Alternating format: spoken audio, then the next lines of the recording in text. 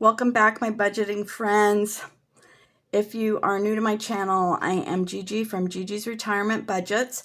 I am a Gigi of 4 grandchildren, ranging in ages from 1 to 11. And I'm just a regular old Gigi on here, just sharing my journey of how I am budgeting my retirement income to save money, pay off debt, and to live the retirement of my dreams, which right now revolves around my grandchildren. I make $2,965 a month, and on this channel, I show how I budget it, what my categories are, how I cash stuff, how I do savings challenges, how I unstuff my my savings challenges to show how much I have saved for the month, which is always the really super exciting part. So I am currently doing a series called Budgeting Basics for people who are new to budgeting or who've tried budgeting before, but it didn't work. And so I'm just showing how I'm handling all this stuff and how I'm doing it, and hoping to help other people want to budget and save money as well. I am in my retirement years, so this is why a lot of stuff revolves around retirement and retirees, if you look at my titles and my descriptions and things like that. But this is really for anyone who's on a fixed budget, who wants to learn how to budget, or who wants to learn how to save more. So let's get into today's. We are on day 10. You can go back through my channel and pick up the other videos. They are all in a playlist called Budgeting Basics for Retirees. And I will link that playlist below so that you don't have to go searching around for it. So today is day 10, and we're talking about fixed income budgeting. And these are 10 power tips to stretch every dollar in your retirement. And honestly, I haven't used all of these yet. I recently retired back in March, April. I have been drawing my retirement military pay for quite a number of years.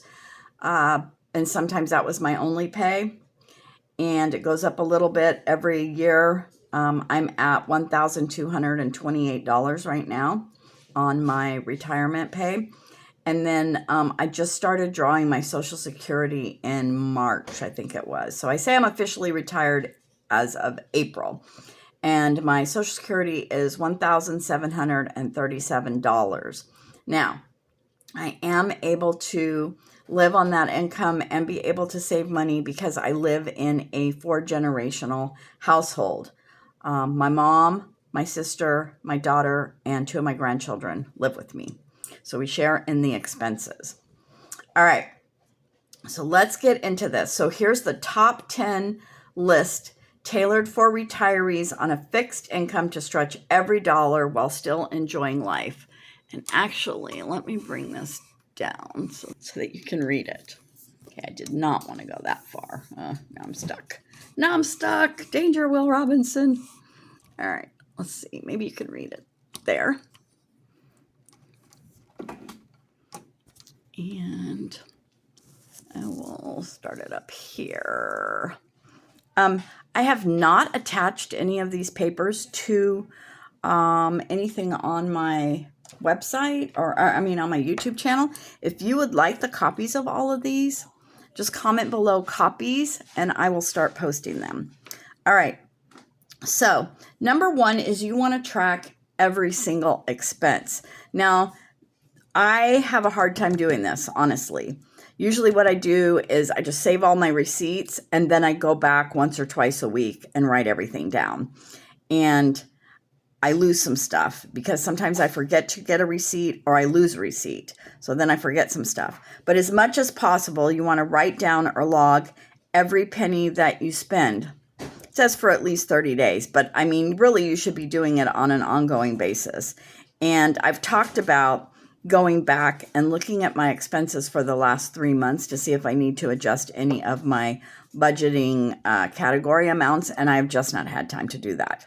But so you want to do this because you want to identify any leaks that you might have, any small recurring costs that quietly are draining your budget. And I can tell you mine right now for during the summer has been soft serve ice cream cones. I'm addicted. I'm sorry.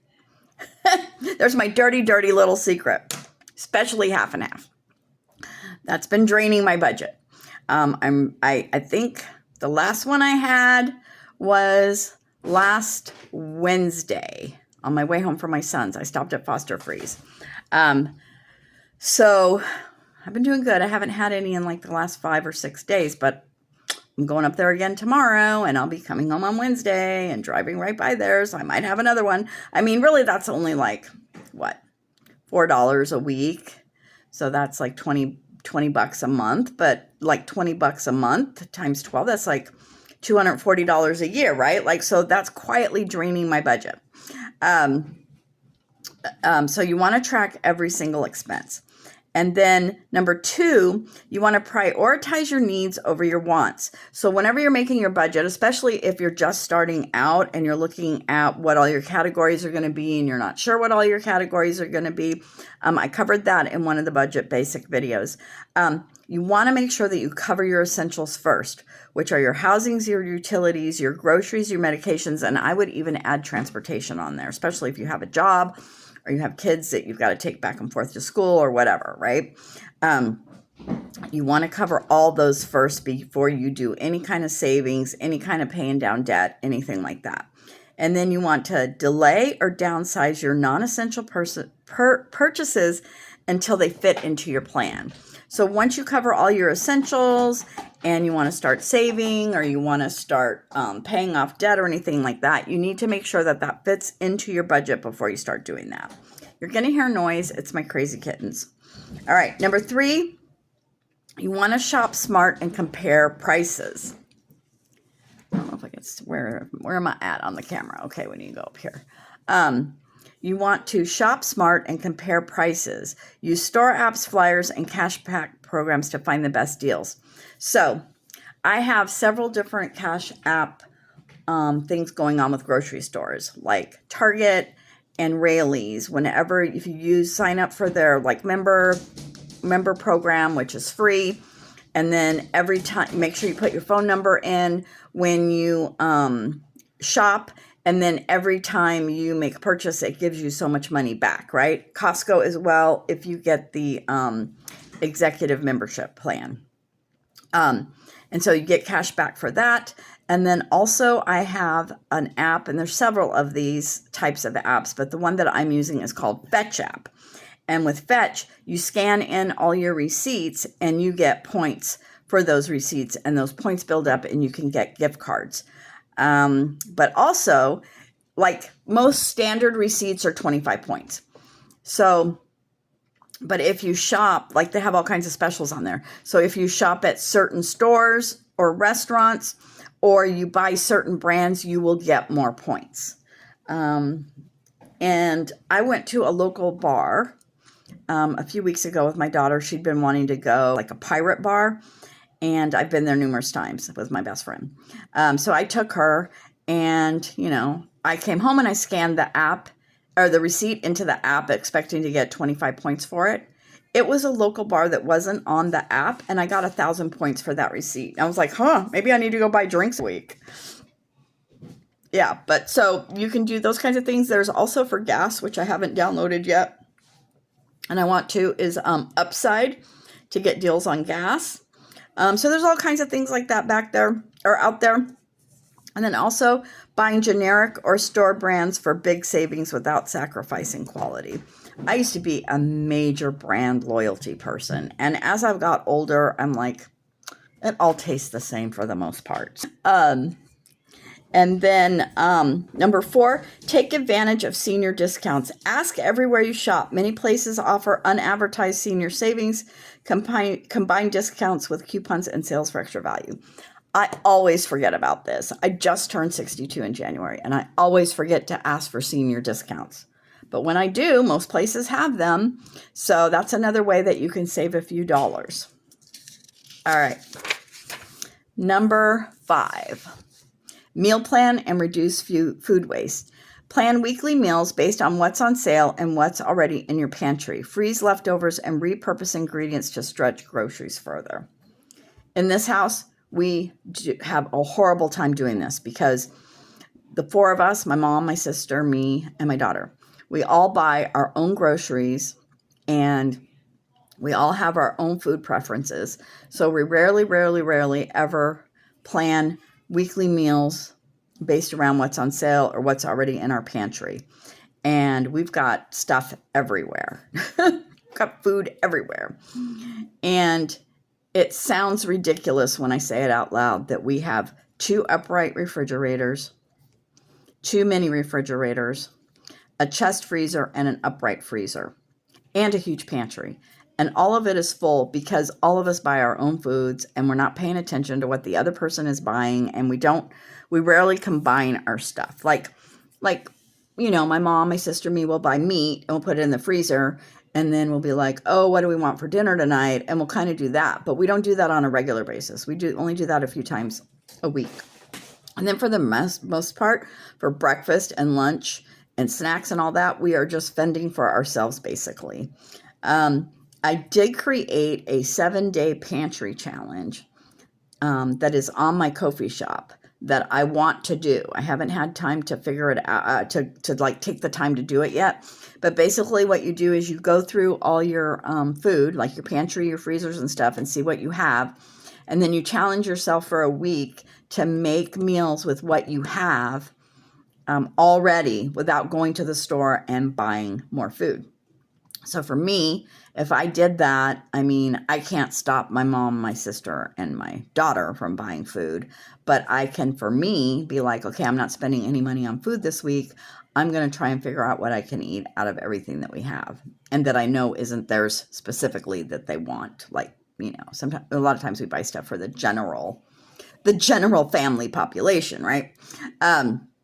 So I definitely want to do that.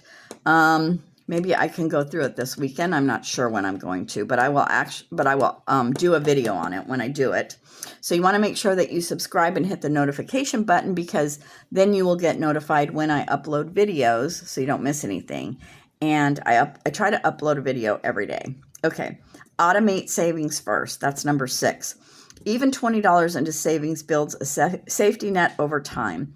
Use a pay yourself first mindset before spending. I do not have any kind of automated savings set up yet. I want to, but I'm basically just going through my budget every month and planning it and then planning based on what I have left over. And there are a few expenses that have been variable, so I haven't really set up anything automatic. I've been saving every month out of my challenges and stuff, so that's good. So I don't know if I'll be doing the automatic savings first because I do my savings through the challenges and it's super fun. Like certain challenges are for my investment account, certain challenges are for my emergency fund, and then certain challenges are for my grandkids' investment accounts. So yeah. Number 7, cut utility costs. Turn off unused lights, unplug appliances, and adjust thermostat settings. Explore senior or low-income discounts on electricity, water, and internet. So we live on 8 acres, and we live in an old modular home, and we don't use our heating and air because it only really works on one side of the house and not the other, and I feel like it just wastes electricity.